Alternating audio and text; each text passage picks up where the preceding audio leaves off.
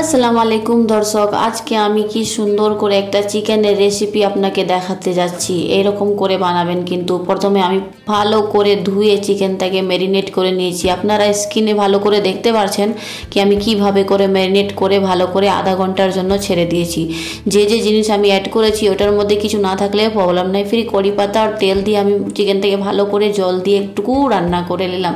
রান্না করার পরে আপনি দেখতে পাচ্ছেন লো ফ্লেম করে আমি ধনেপাতা দিয়ে সুন্দর করে আমাদের চিকেন রেডি হয়ে গেছে।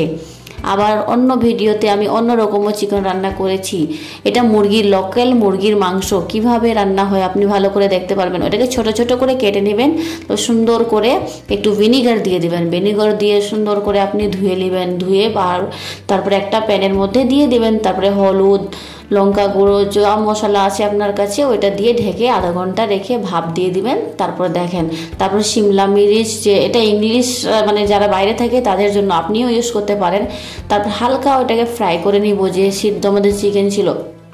ফ্রাই করার পরে আমি একটু পেঁয়াজ কেটে সুন্দর করে কুচি কুচি করে নিব। তারপরে একটা প্যানের মধ্যে তেল দিয়ে সুন্দর করে এটাকে ফ্রাই করে নিব। তারপরে চিকেন দিয়ে আমাদের মুরগির মাংস রেডি। আপনাদেরকে কীরকম লেগেছে কিন্তু কমেন্টে বলবেন।